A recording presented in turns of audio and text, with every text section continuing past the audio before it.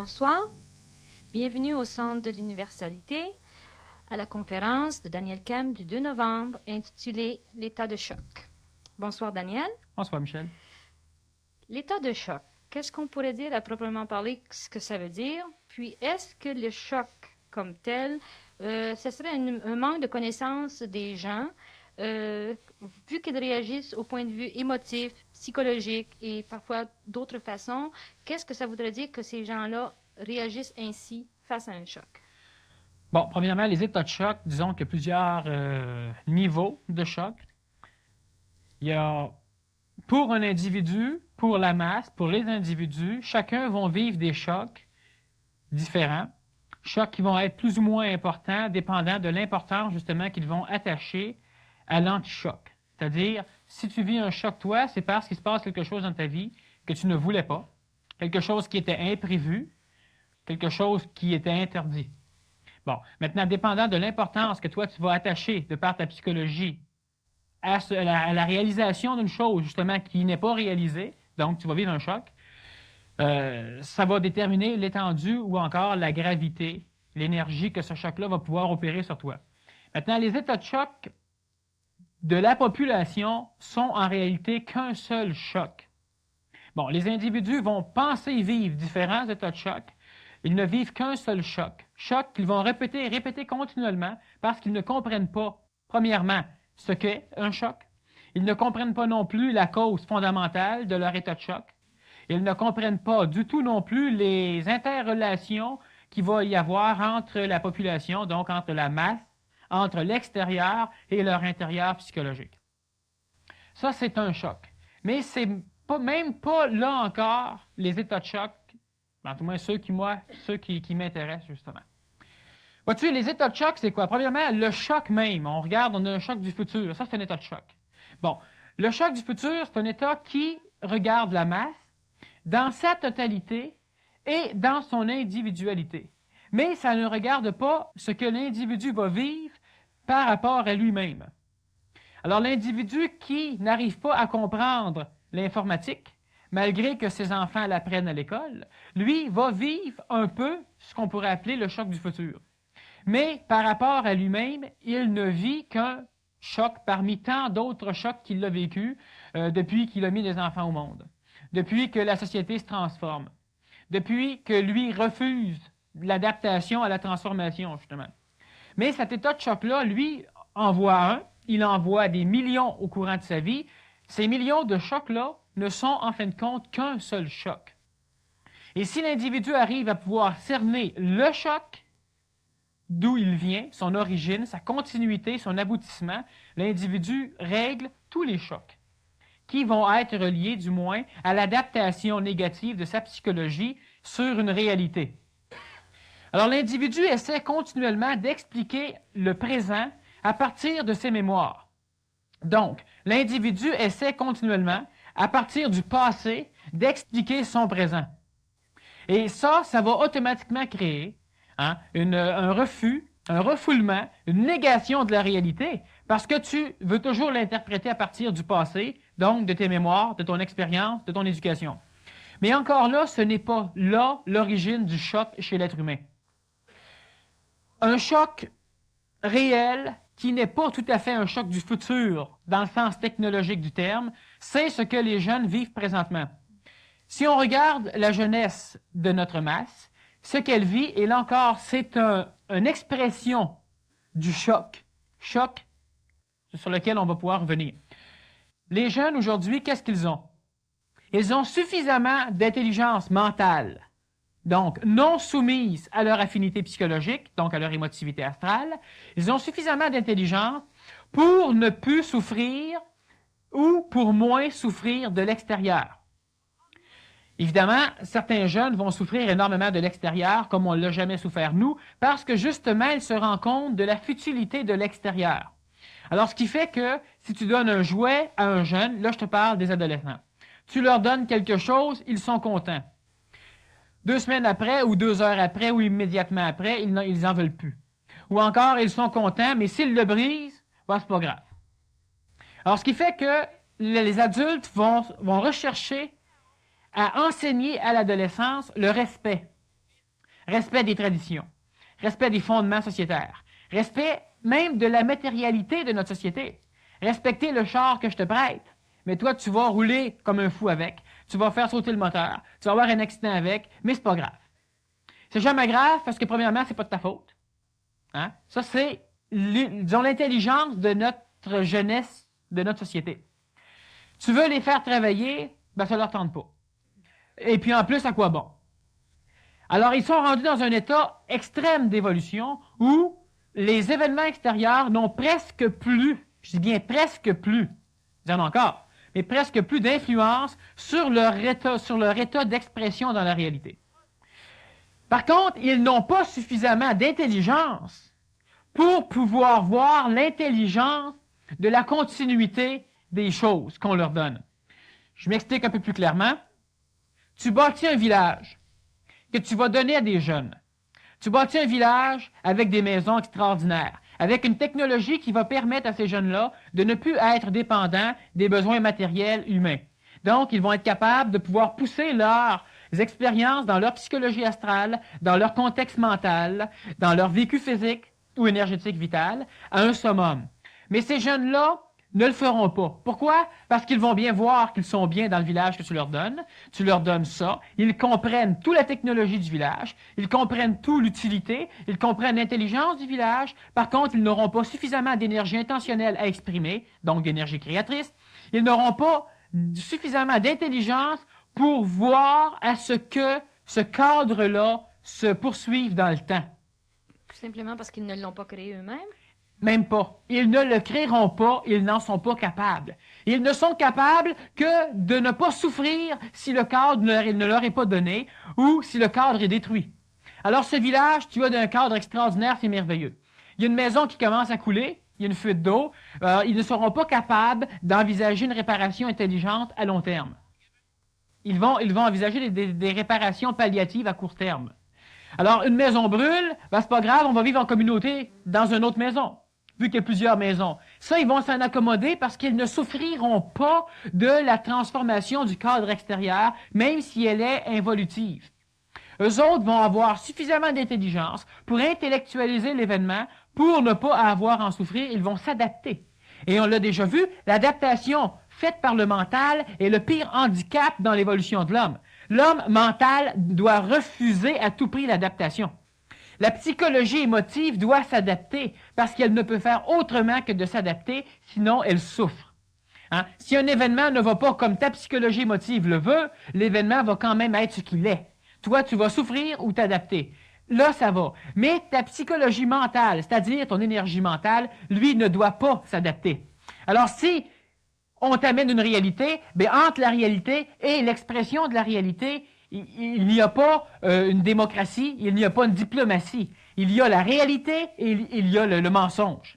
Ça, c'est le mental. Le mental ne doit pas s'adapter à un phénomène non véridique ou non logique. Les maisons pourrissent, le mental ne doit pas s'adapter à ça. Le mental doit voir les conséquences, ce que la psychologie ne peut pas faire. La psychologie ne va voir que des conséquences qui vont lui nuire à sa propre expression. Mais si ça ne nuit pas à son expressivité, il n'y a pas de danger dans la conséquence. Alors, le jeune voit l'intelligence d'un lac pur. Mais si son expressivité psychologique pollue le lac, ben c'est pas grave parce qu'il va être capable de s'adapter à un lac pollué. Il va même être capable de s'adapter à plus de lac du tout. Il ne souffrira pas. Il est plus intelligent que l'air du poisson. Il est plus intelligent que ses pères et ses mères. Mais il est en train de ramener l'humanité à l'époque de l'homme des cavernes. Pourquoi? Parce qu'à la longue, s'adaptant et psychologiquement et mentalement, il a suffisamment d'intelligence pour voir la manipulation de l'extérieur sur ses souffrances. Donc, il va être capable de refuser d'être manipulé. Mais il n'aura pas suffisamment d'intelligence pour manipuler l'extérieur dans un but intelligent.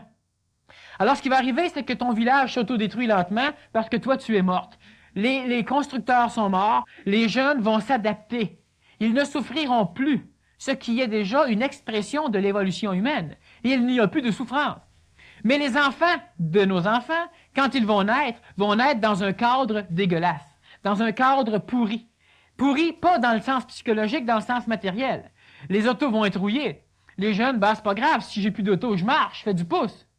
ils ne souffrent plus le cadre extérieur. Par contre, ils ne peuvent plus le transformer en vue de pouvoir bâtir un cadre supérieur. Alors, ce qui va arriver, c'est que si tu laisses un village entre les mains de ces enfants-là, ils vont être capables de vivre à l'intérieur, et dans 3 générations d'ici, c'est des hommes des cavernes qu'on va découvrir, parce que les cadres vont être détruits, parce qu'eux ne souffriront pas de voir le cadre détruit. Un apocalypse, c'est pas grave, mais aller vivre dans le bois. On va être malheureux? Non. Alors, c'est vrai, ils ne seront pas malheureux. Mais une fois que tout ça est fait, tu fais quoi? Ben rien, moi, je veux dire, je mange mes fraises de temps en temps, je suis bien, je ne sais pas pourquoi il faudrait que je m'en fasse. Alors, là, ils ont raison.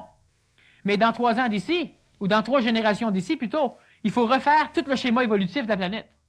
Parce que ces enfants-là, rendus à un summum, ils ont été justement à un summum où on avait le choix entre l'évolution et l'involution. Ça, c'est un état de choc vécu par la population de la planète. Le risque de se remettre à évoluer. Parce qu'on parle d'une guerre qui purifie. C'est évident que la guerre purifie. Parce que la paix, c'est un état de choc populaire. La paix, c'est un état de choc réel, un choc désastreux chez l'être humain. Parce que la paix n'est pas le résultat d'une expressivité de l'intelligence de l'homme, c'est le résultat d'une expressivité de sa psychologie. L'homme est tanné de la guerre, il crée la paix. L'homme est tanné de la paix, il crée la guerre.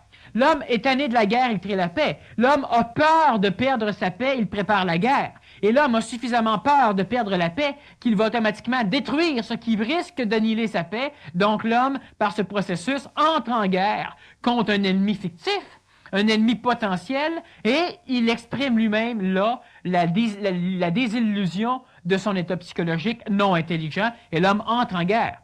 L'homme a peur, alors l'homme prend la base de sa possibilité mentale, l'intellect, intellect qui est le mental naissant et qui reste soumis à la psychologie. L'homme prend cette forme d'énergie mentale et s'en sert pour assouvir son expressivité psychologique, ses peurs, ses craintes ou ses désirs. Bon, mais là, l'homme vit un état de choc quand l'homme est en paix. Parce que l'homme en paix fait quoi? L'homme en paix essaie d'oublier la guerre, l'homme de masse. Je ne parle pas des dirigeants, je te parle de l'homme de la masse. Et qu'est-ce que la société amène à une société en paix? Elle amène à cet homme-là la possibilité de perdre son raffinement sensoriel, la possibilité de se remettre entre les mains d'une société protectrice. Donc, de cet homme qui est rendu au summum de l'animal, qui peut maintenant passer à l'être humain, mental, ou du moins psychologique, mais psychologique, c'est son problème. Donc, passer à l'être humain mental, il ne le fera pas. Pourquoi? Parce que pendant la paix, pendant cet état de choc que l'homme appelle la paix, l'être humain qui se dirige vers une mentalisation, ou vers une intellectualisation, ou vers une expression plus grandissante de ces phénomènes psychologiques, cet être-là perd le contact qu'il a avec l'idée même de la survie. Perdant le contact intelligent avec l'idée même de la survie pendant la paix, cet être-là, s'il y a guerre, devient un animal pire que les animaux. Il sera capable de tuer sans réfléchir, ce qu'un animal ne fera pas. L'animal va tuer si besoin est. L'homme va tuer devançant les besoins, au cas.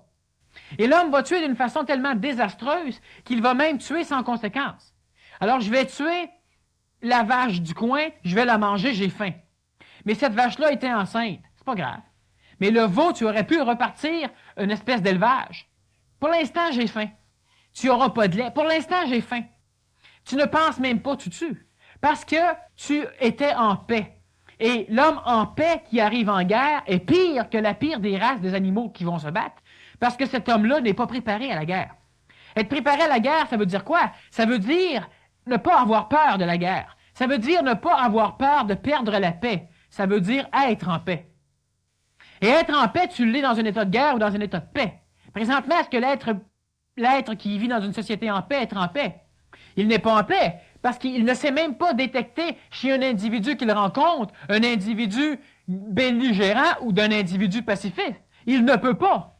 Pourquoi? Parce qu'il est en paix. Et étant en paix, il a été détruit par la paix. Et ça, c'est un état de choc, la paix, qui, à l'insu de la masse, à l'insu de la population pacifique, pacifique tant qu'on ne brime pas ses lois, parce que sinon, tant qu'on ne brime pas son expressivité, sinon elle devient guerrière tout de suite. Alors, qu'est-ce qui arrive? C'est que ces individus-là perdent tout le fondement même de leur perception au niveau de la guerre. Tu dois être un guerrier à 100% n'importe quand pour pouvoir te dire en paix. L'individu non violent qui ne sait pas se battre, qui ne peut pas psychologiquement se battre, ne se bat pas. Même si on lui saute dessus, il mange une volée et il ne se bat pas. Pour ne pas se sentir minable, il va rentrer dans le clan des non-violents. Mais il ne peut être non-violent que le guerrier qui refuse de se battre, pas l'individu qui ne peut se battre. Alors, la paix, c'est un état de choc. La guerre, c'est un état de choc aussi. Tout ça ensemble, c'est le même état de choc. La paix présente ne peut faire qu'engendrer une guerre. Une guerre qui n'a comme but que d'amener la paix. C'est ça qui est terrible. Notre paix ne peut engendrer qu'une guerre qui aura comme but d'amener la paix. Alors, pourquoi tout ça? Pourquoi tout ça? Parce qu'il y a chez l'être humain un état de choc inconscient qui se vit. Cet état de choc-là, c'est simplement la rencontre d'énergies ascendantes, donc évolutives, évolutionnaires, avec des énergies descendantes, donc involutives. Les énergies descendantes, comme l'énergie supramentale, comme l'énergie mentale, par rapport à la masse psychologique, donc astrale, l'énergie descendante est une énergie qui va tendre à empêcher une évolution. Elle est descendante de par sa nature.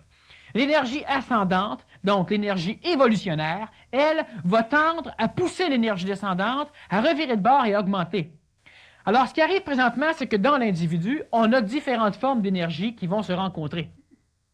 Ces énergies-là ne sont pas du cadre de la psychologie de masse planétaire. Elles sont du cadre d'une psychologie nouvelle, donc d'une psychologie, d'une suprapsychologie, d'une psychologie supramentale, c'est-à-dire d'une connaissance supérieure à l'énergie mentale de l'homme.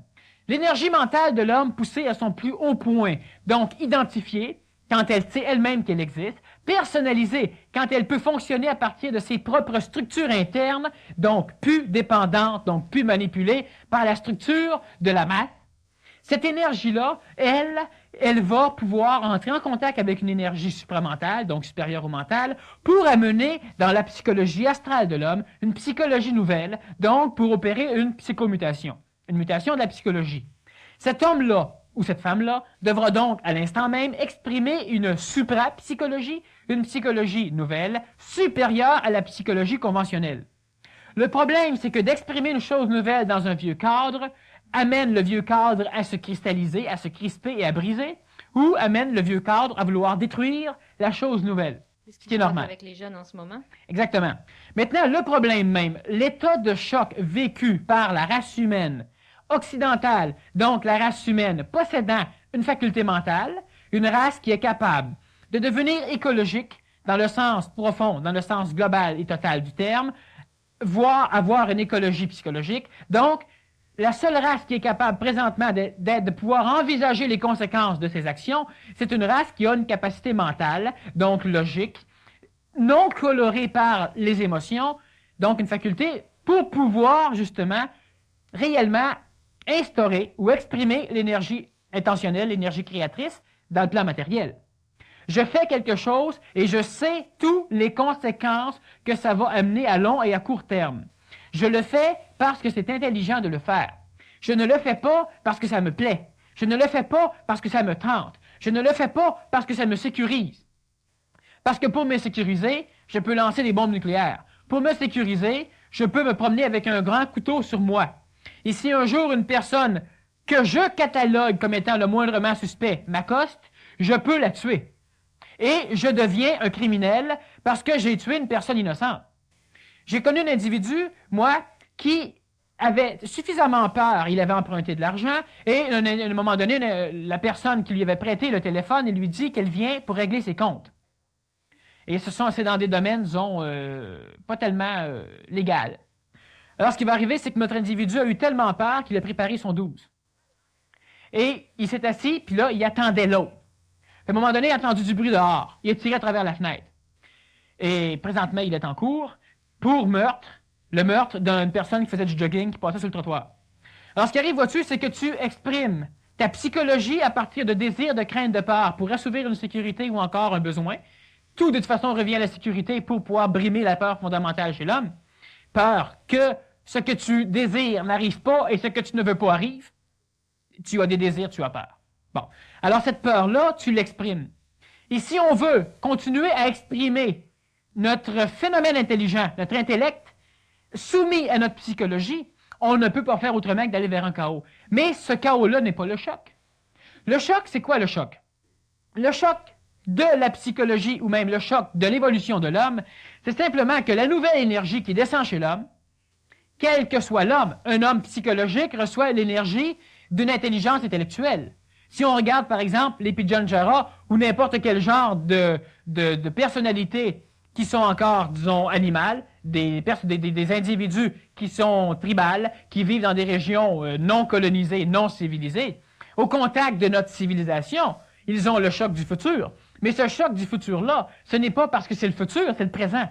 C'est simplement le choc entre leur énergie psychologique, spirituelle au plus haut point, hein, une énergie de croyance globale entre différentes divinités, en différents processus de cause et d'effet, et cette psychologie-là doit faire face soudainement à une énergie vibratoire, et c'est l'important, une énergie vibratoire, pas nécessaire de comprendre, elle est vibratoire, une énergie vibratoire du corps mental naissant, de l'intellect, des nouvelles personnes qui viennent civiliser.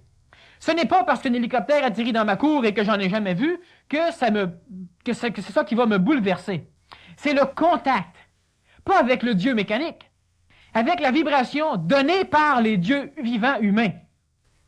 C'est ce contact vibratoire-là qui me perturbe. C'est lui qui va hanter mon sommeil. C'est lui qui va hanter mes décisions. C'est lui qui va tout transformer parce que ce contact vibratoire-là étant tellement puissant, je deviens donc assujetti à la manipulation de ma propre psychologie mêlée à cette nouvelle découverte vibratoire-là et je deviens assujetti au choc. Ce choc-là va amener 1 million de petits chocs qui peuvent paraître pour l'individu immenses. Mais le choc important, c'est pas le choc d'un individu. Parce que le choc d'un individu qui vient de perdre son chat est aussi important que l'individu qui vient de perdre sa famille, dépendant de l'importance qu'il attachait, lui, à l'objet. Ce choc-là est relié au choc de l'évolution. Le choc de l'évolution, c'est l'énergie vibratoire qui descend chez l'homme. Ce contact vibratoire-là va amener à l'être humain des possibilités d'identification suprême. Et c'est ça, le choc. L'identification suprême que tu as toi de toi. Mais de toi par rapport à ce que l'extérieur t'amène. Donc, tu n'as pas de conscience absolue. Tu n'as pas de conscience qui est capable de savoir qu'elle est consciente de par elle-même.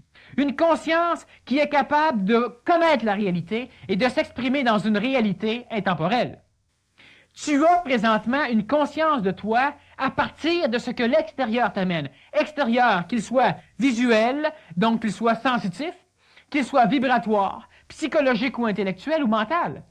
Tu as, et c'est ça le gros choc chez l'homme, l'homme doit arriver à s'identifier de plus en plus pour pouvoir se libérer de la manipulation de l'extérieur. Donc, de la manipulation de la masse. Mais cette identification-là amène l'homme à refuser l'étude des conséquences de sa propre expressivité dans l'entourage extérieur.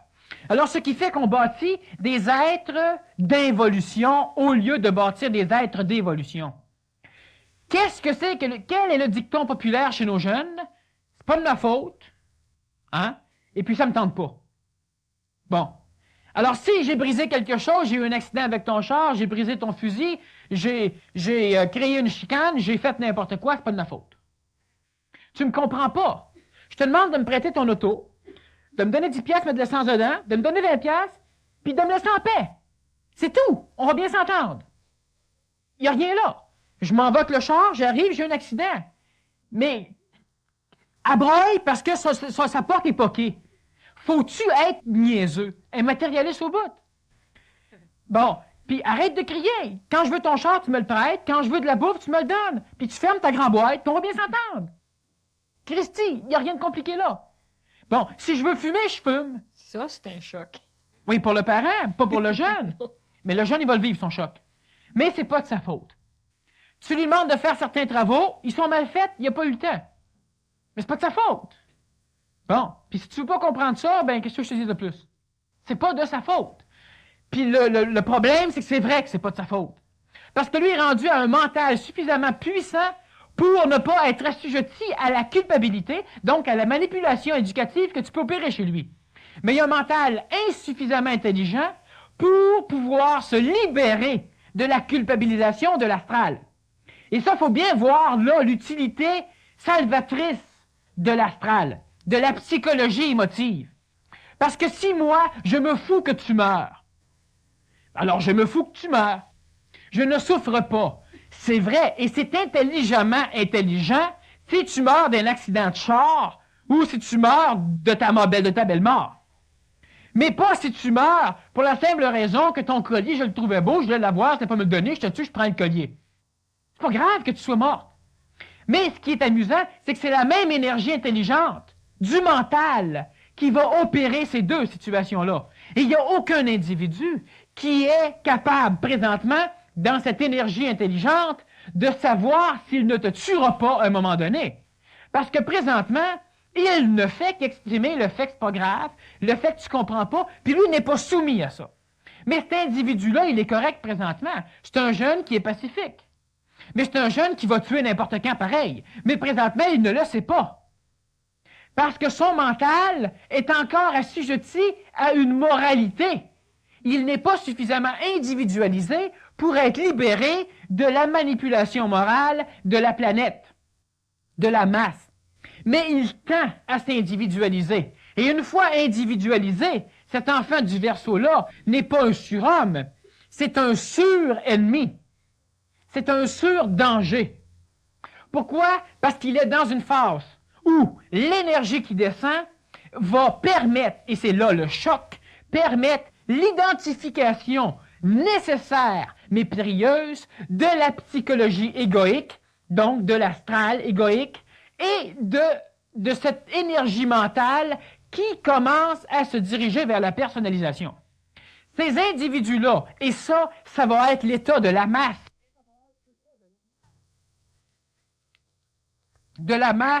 en conscientisation. Et cette masse conscientisée, non seulement va souffrir des états pathologiques physiques, des états pathologiques psychologiques, des états pathologiques mentaux, hein, mais elle va souffrir surtout un état non souffrant pour l'être, qui est en choc. L'état de choc monstrueux vers lequel l'humanité s'en va, et c'est normal qu'elle se dirige vers ça, elle n'a pas le choix. Cet état de choc a comme monstruosité le fait que l'individu même qui va vivre ce choc réel ne le saura pas. Pourquoi qu'il ne le saura pas? Parce qu'il ne souffrira pas ce choc. Il va souffrir un contingent psychologique normal, et pour ne pas souffrir cette expressivité de sa psychologie, il se servira de l'énergie mentale personnalisée, de l'énergie mentale salvatrice pour lui, pour pouvoir régler le phénomène de la souffrance psychologique. Alors automatiquement, il se détachera de tout ce qui peut le faire souffrir. Et ce détachement, prôné par l'évolution religieuse, morale, philosophique ou scolaire des écoles ésotériques ou initiatiques, ce détachement est un danger extraordinaire. Pourquoi? Parce qu'à l'époque où la psychologie de masse était suffisamment puissante, où l'astral était suffisamment énergisé pour pouvoir manipuler la masse, tu pouvais te permettre un détachement qui n'était pas dangereux parce que tu étais assujetti à la psychologie planétaire suffisamment longtemps pour que même personnalisé, que tu ne deviennes pas un danger. Et quand tu arrivais à te détacher de l'énergie manipulatrice de l'astral planétaire, tu avais suffisamment d'énergie mentale pour t'en détacher, donc suffisamment pour tomber directement dans la phase de contrôle de ton mental. Donc là, tu pouvais réellement connaître, prendre conscience des conséquences de tout, non seulement tes actes, mais de tous les actes commis ou causés par une manipulation évolutive planétaire. Tu étais conscient de ce qui se passait réellement sur la planète, autant dans le plan politique, dans le plan dynamique dans le plan matériel, dans le plan psychologique, dans tous les plans. C'était une conscience absolue planétaire. Présentement, certains individus ont comme travail ésotérique, donc caché, de purifier, c'est-à-dire de spiritualiser, non, de subtiliser l'astral, de le rendre moins dense. Le rendant moins dense, on peut donc dire qu'ils détruisent la parcelle basse de l'astral, ils la transmutent, la rendant moins dense, elles vont donc permettre à plus d'individus, donc à une masse d'individus en évolution, d'arriver à l'identification mentale et à la personnalisation mentale plus rapidement. Ce qui est normal, essentiel. Mais le phénomène de protection de l'astral laid, de l'astral négatif, de l'astral involutionnaire, de l'astral satanique, la tangente personnalisatrice de leur mental vont devenir des individus qui peuvent amener pas la guerre nucléaire, pas l'apocalypse. Ça, c'est rien, ça, chez l'homme. On en a déjà vécu, et puis on va continuer à vivre même après ça. La fin d'un monde n'est pas la fin du monde.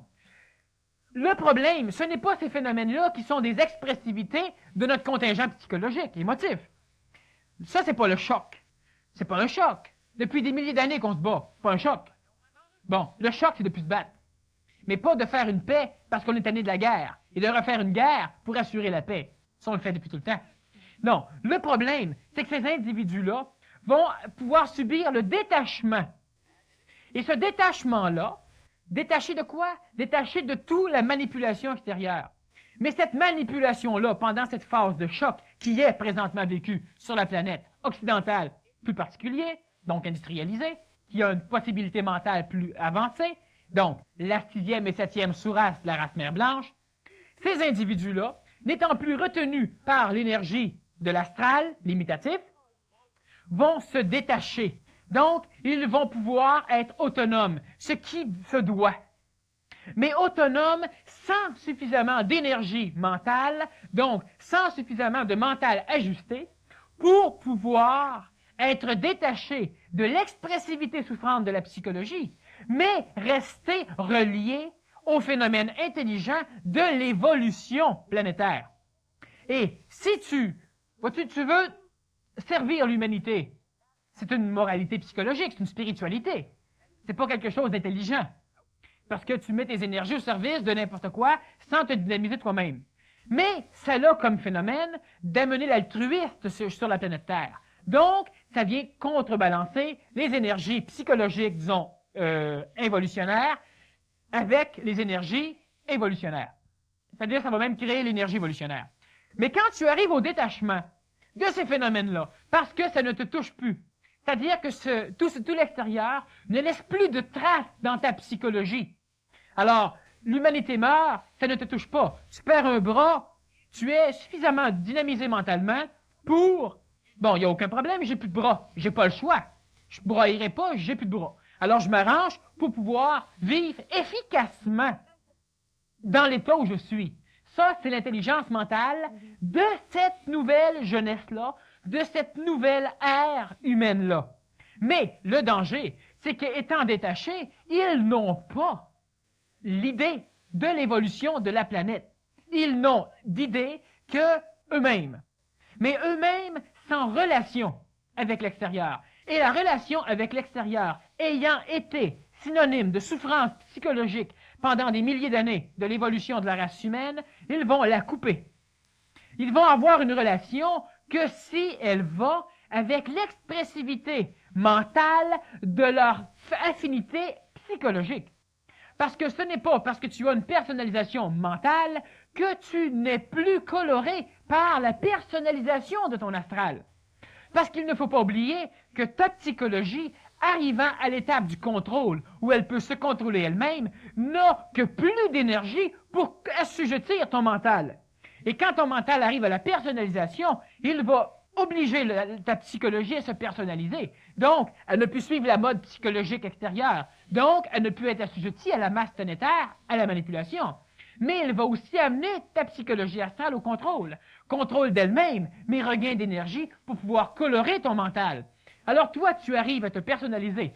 Tu ne souffres plus comme l'extérieur. Tu es devenu un surhomme ou une surfemme. Tu es tu n'es plus manipulé par la souffrance psychologique de l'extérieur à toi. Pourquoi? Parce que tu coupes les liens quand il y a danger.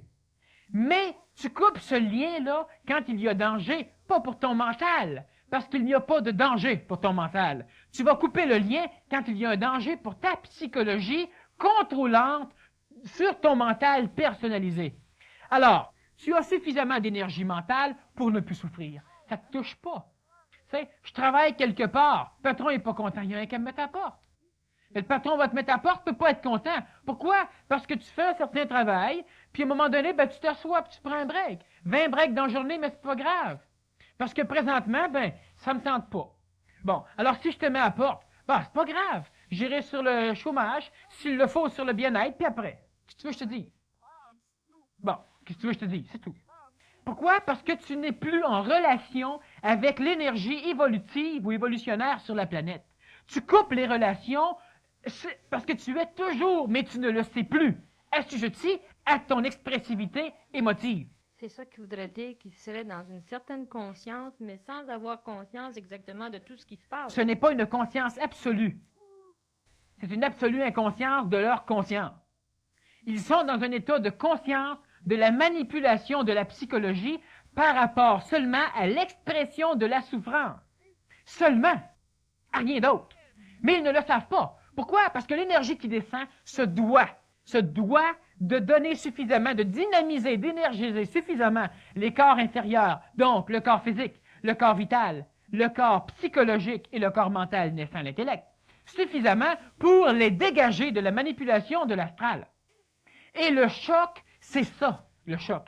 C'est quand toi, tu arrives à pouvoir être suffisamment autonome, et il se doit que tu deviennes autonome, donc suffisamment autonome, mais suffisamment inconscient de ce qui se passe. Vois-tu, tu es la branche d'un arbre, et tu découvres toute l'importance de la sève en toi, l'importance de tous les mécanismes qui nourrissent les cellules de la branche. Alors un jour, tu décides de ne plus t'assujettir à la souffrance de l'arbre entier. Quand l'arbre manque de sève, tu souffrais toi aussi, de peur que l'arbre meure. Mais à un moment donné, tu finis par comprendre les mécanismes même. Si l'arbre en entier veut souffrir, qu'il souffre. Si la feuille souffre qu'elle n'a pas assez de rayons ultraviolets, la branche n'a pas à souffrir, la branche peut s'en passer un bout de temps. Si tu abats ou tu abîmes, tu blesses le tronc de l'arbre, l'arbre souffre. Mais la branche, pourquoi faudrait-il qu'elle souffre? La branche, pas elle qui est maganée. Puis si elle est maganée, ben tant pis.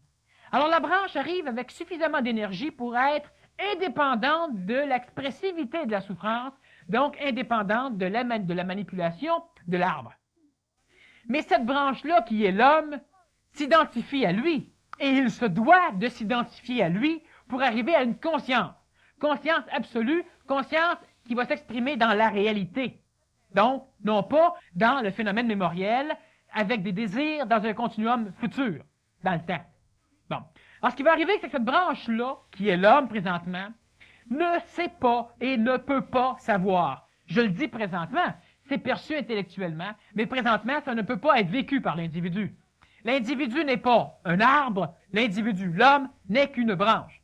C'est-à-dire que l'homme est une parcelle d'une entité vibratoire ou d'une relation entre certaines formes de vibration, et l'homme n'est présentement que l'expressivité d'un contingent limité de ces vibrations-là. Mais pour arriver à pouvoir connaître l'arbre en entier, ce contingent vibratoire doit arriver à se personnaliser, à s'identifier suffisamment pour se personnaliser. Donc, être indépendant de la manipulation extérieure, et une fois cela fait, il pourra entrer en contact avec un ajusteur de pensée, avec une pensée juste, avec une pensée écologique, une pensée consécutive à une manipulation d'intelligence ou d'énergie supérieure au contingent planétaire. Mais l'individu, pendant le choc où il va se libérer de tous les phénomènes qui le limitaient, donc qui le gardaient dans une espèce de coton, pour ne pas qu'il se blesse, quand tout ça est éliminé, il n'est pas prêt. Mais lui se croit prêt parce que lui-même arrive à couper les relations avec l'extérieur. Coupant les relations avec l'extérieur, il se croit devenu manipulateur. Il ne veut plus être manipulé. Mais inconsciemment et même inconsidérément, il devra et il va manipuler l'extérieur. Il devient à ce titre un tyran dangereux, parce qu'un tyran qui ne regarde pas les conséquences. La seule conséquence qu'il regarde, c'est celle de sa psychologie émotive qui s'exprime par l'énergie mentale presque personnalisée. Alors, ce qui fait que notre individu se fout royalement de la population planétaire, ce qui est un pas extrême dans l'évolution de l'homme. Il s'occupera de lui. Et si tout le monde s'occupe de lui, toute l'humanité va mieux. Mais il s'occupera de lui au détriment de l'extérieur. Ce qui, là, est un choc par rapport à l'évolution planétaire. Pourquoi un choc? Parce que c'est un choc dans la société. Parce que la société, aussi pourrite ou aussi bonne soit-elle, l'individu qui arrive à cette phase de personnalisation mentale ou de pré-personnalisation mentale va être suffisamment intelligent pour bénéficier au maximum de tout ce que la société lui amène, mais sans rien amener à la société. Donc, il va donc pourrir de plus en plus cette société des gens handicapés. Pourquoi? Parce que, s'il n'y en a plus, je m'en passerai. C'est tout. Les autres, ils vont souffrir, mais c'est vrai que c'est de ton affaire à toi si tu souffres.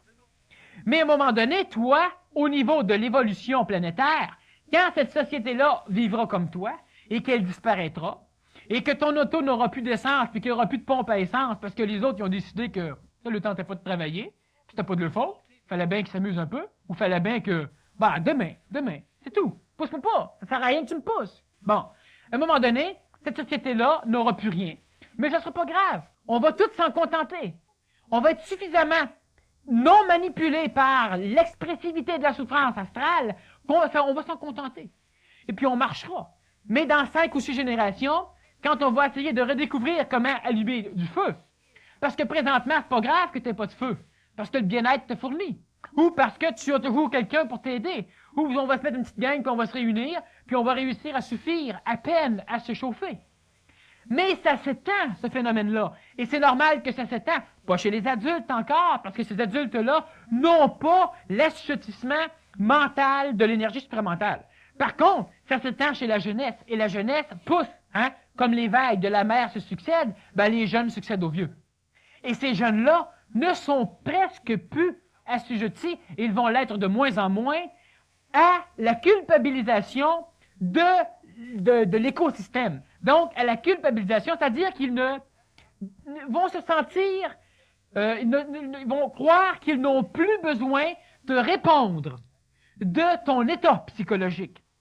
Je n'ai plus besoin de répondre de tes souffrances. Je n'ai pas besoin de répondre de la décadence sociétaire. Je n'ai pas besoin de répondre de la faillite de ma compagnie. Bon, j'ai jamais travaillé dedans, puis ils m'ont donné des responsabilités, puis c'est pas de ma faute. Bon, il y avait qu'à pas me donner. Bon, je n'ai pas besoin de répondre, donc je ne suis plus responsable de rien dans l'extérieur. Donc, l'écologie, les conséquences de mes actes, je m'en fous. Mais ils ne le savent pas.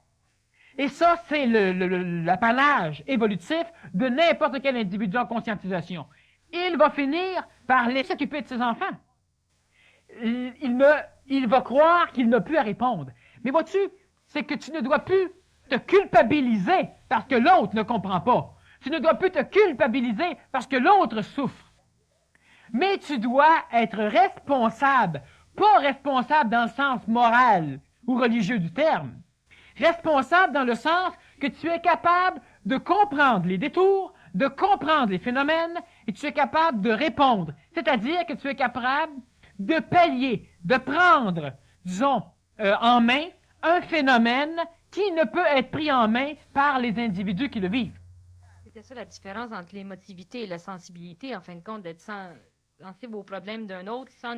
La sensiblerie et la sensibilité.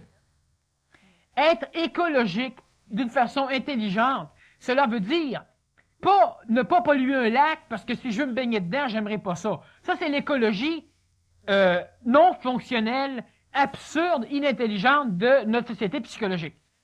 Je préserve un lac parce que ça me tente. Si ça me tente pas, je peux le pourrir le lac. Alors, ce qui fait qu'on devient diplomate puis on vote. Ceux qui s'intéressent de sauver le lac, vous levez la main. Ceux qui ne s'intéressent pas, vous levez pas la main. S'il y en a plus qui ne s'intéressent pas, le lac pourrit. Bon. Ça, c'est l'inintelligent. Mais l'individu qui arrive à se personnaliser mentalement, et ça, c'est là le choc. de la société, pas le choc banal de chaque individu. Chaque individu va avoir des chocs banals qui vont être intimement reliés au choc de la société, au choc même de la masse planétaire. Bon, mais il ne le verra pas nécessairement. Alors il veut régler son problème lui-même. Mais c'est aussi ce que va faire notre surhomme, notre futur surhomme ou notre présent surhomme, celui qui n'est pas assujetti à la souffrance. Ton parent meurt, tu pleures pas. Tu l'aimais bien, mais qu'est-ce que tu veux faire de plus? Je continue à vivre. Ça, c'est non seulement parfait, mais intelligent. Mais quand tu arrives à te dire, ben oui, mes parents n'ont pas d'argent, puis ils ont faim, mais qu'est-ce que je te dise de plus? Moi, j'ai de l'argent, je travaillais pour. C'est pour l'instant.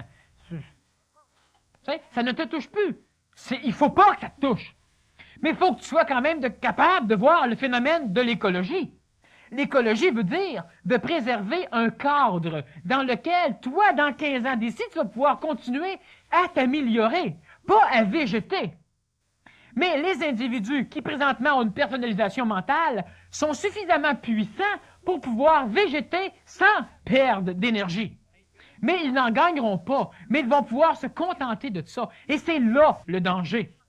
Le choc, c'est l'énergie intelligente, l'énergie supérieure, donc l'énergie supramentale, qui descend chez l'homme, qui vient lui donner l'énergie suffisante pour pouvoir se détacher de la manipulation planétaire, de la manipulation de masse, de la manipulation éducative, sociétaire ou mémorielle, pour pouvoir l'amener à être de plus en plus efficace dans un continuum réel, donc dans un phénomène d'espace non temporalisé, sans espace de 100 ans pour être plus précis. Mais cet individu-là ne peut pas, parce qu'il est complètement détaché, mais insuffisamment dynamisé par l'énergie supramentale, il ne peut pas voir qu'effectivement, il a abouti là par un processus évolutionnaire planétaire, et même s'il le voit, il s'en fout. Hein? C'est pas de sa faute si le monde, ils l'ont poussé là. C'est pas de ma faute à moi si je suis venu au monde. Pas de faute aux parents non plus si c'est toi qui as eu comme enfant. Hein? Mais ça, on n'en parle pas. Alors, on met des raisons. Alors, l'individu est capable de bâtir la base de sa vie sur le sommet de celle des autres en se disant, bah, je prends tout ce qu'ils me donnent, puis s'ils sont pas contents, il y avait qu'à pas me le donner. Bon, jusque-là, ça va. Ça, c'est l'individu qui est suffisamment détaché. Mais ce détachement-là, qui est le résultat du choc, de la rencontre entre l'énergie ascendante et l'énergie descendante supramentale, ce choc-là peut amener l'humanité à une involution.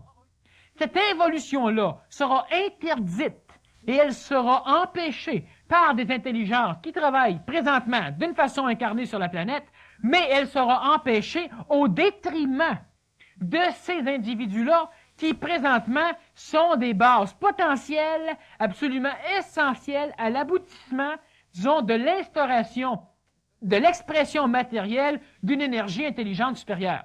Mais, au détriment, cela veut dire que plusieurs de ceux-là vont devoir être abandonnés. Ils ne pourront pas vivre dans un cadre. Pourquoi? Parce que l'intelligence effective, l'intelligence conscience absolue, va refuser ces personnes-là qui sont, de par leur essence, disons, des flâneurs professionnels, qui sont, de par leur essence, des individus détachés professionnels. Le détachement, c'est le détachement de la conséquence que peut amener l'extérieur sur toi. Mais ce n'est pas le détachement de la conséquence que toi, tu vas opérer sur l'extérieur. Ce n'est pas parce que tu es plus intelligent que tu dois te foutre des conséquences de ton propre passage à l'intérieur des autres individus. Si un individu n'est pas apte à comprendre un phénomène, qu'il ne le comprenne pas, cela va de soi. Ça ne te regarde pas. Tu ne peux pas éduquer un individu qui ne peut comprendre. Tu ne peux pas empêcher deux individus de se battre, qu'ils se battent. Ça, d'accord, ça ne te regarde pas. Ce n'est pas l'écologie d'un individu ou de deux ou de trois qui est important. C'est l'écologie de toute une structure qui va amener, qui va permettre l'instauration, disons, de la continuité de ton expressivité mentale sur la planète Terre. Hein? On a déjà dit que toi, tu évolues, c'est beau. Les autres, tant pis. Mais si les autres qui n'évoluent pas viennent te tuer, ben toi aussi, tant pis. Alors, ce qui fait que ce n'est pas la raison pourquoi tu dois t'occuper de l'éco-conséquence de l'extérieur. Ce n'est pas une raison, c'est une raison psychologique. Mais c'est un fait réel.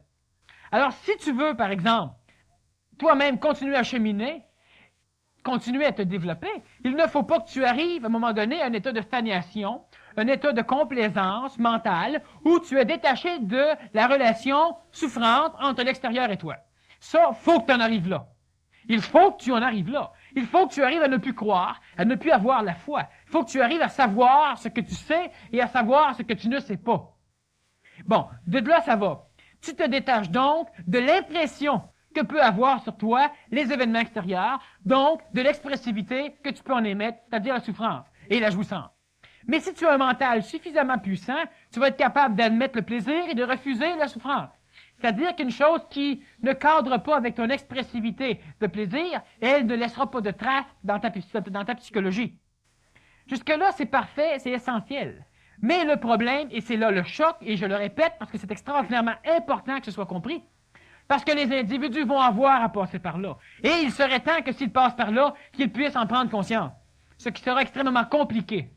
Parce qu'ils vont avoir suffisamment de pouvoir mental pour intellectualiser d'une façon apparemment supramentale tous les phénomènes qui vont être amenés à leur connaissance. Tu ne peux pas leur expliquer parce que tu comprends pas. C'est pas compliqué. C'est toi qui comprends pas. Alors, tu ne peux pas rien faire, il n'y a presque pas de relation, de contact, parce qu'automatiquement, eux vont te manipuler. Eux vont te manipuler de n'importe quelle façon.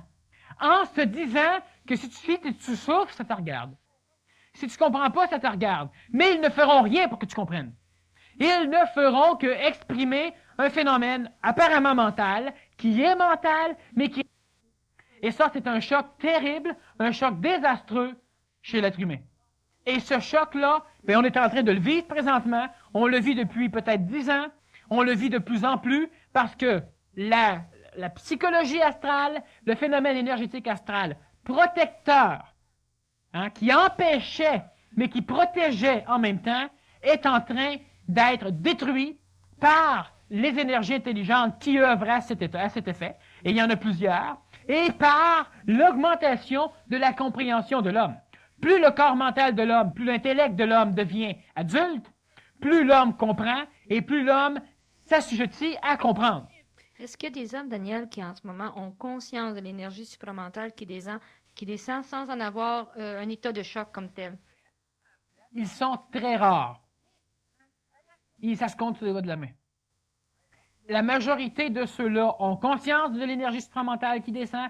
Ils ont conscience qu'ils comprennent. Ils ont conscience qu'ils sont désassujettis à la manipulation extérieure. Ils ont conscience de bien des phénomènes, mais c'est pour ça que c'est un état de choc grave, vécu par la planète, et ils n'ont pas conscience de l'aberration de leur expressivité dans l'extérieur. Ils ne sont pas capables d'être responsables. Et ils ne veulent pas être responsables. Mais ils n'ont rien compris.